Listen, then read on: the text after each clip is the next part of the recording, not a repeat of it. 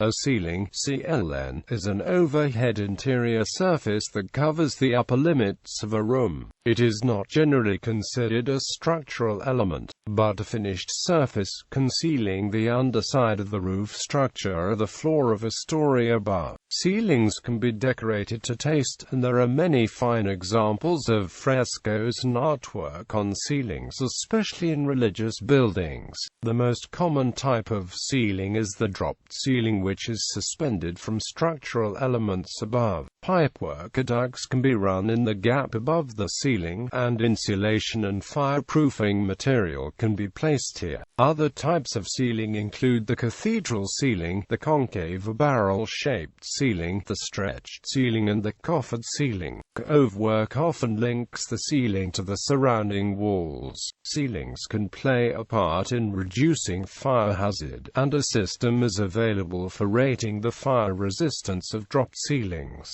Types of ceilings are classified according to their appearance or construction. A cathedral ceiling is any tall ceiling area similar to those in a church. A dropped ceiling is one in which the finished surface is constructed anywhere from a few inches or centimeters to several feet or a few meters below the structure above it. This may be done for aesthetic purposes, such as achieving a desirable ceiling height, or practical purposes such as acoustic damping or providing a space for HVAC piping. An inverse of this would be a raised floor. A concave or barrel-shaped ceiling is curved or rounded upward, usually for visual or acoustical value, while a coffered ceiling is divided into a grid of recessed square or octagonal panels, also called a lacunar ceiling. A cove ceiling uses a curved plaster transition between wall and ceiling. It is named for cove molding, a molding with a concave curve. A stretched ceiling uses a number of individual panels using materials such as PVC fixed to a permeate rail elements.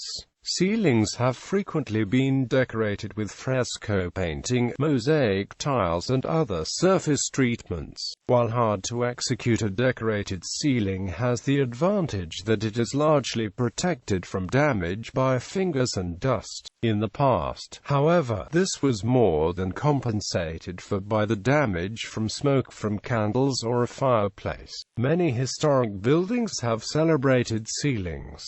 Perhaps the most famous is the Sistine Chapel ceiling by Michelangelo. Ceiling height may have psychological impacts. Fire resistance rated ceilings. The most common ceiling that contributes to fire resistance ratings in commercial and residential construction is the dropped ceiling. In the case of a dropped ceiling, the rating is achieved by the entire system, which is both the structure above, from which the ceilings is suspended, which could be a concrete floor or a timber floor, as well as the suspension mechanism, and, finally, the lowest membrane, a dropped ceiling. Between the structure that the dropped ceiling is suspended from and the dropped membrane, such as a T-bar ceiling or a layer of drywall, there is often some room for mechanical and electrical piping, wiring, and ducting to run. An independent ceiling, however, can be constructed such that it has a standalone fire resistance rating. Such systems must be tested without the benefit of being suspended from a slab above in order to prove that the resulting system is capable of holding itself up. This type of ceiling would be installed to protect items above from fire. Gallery.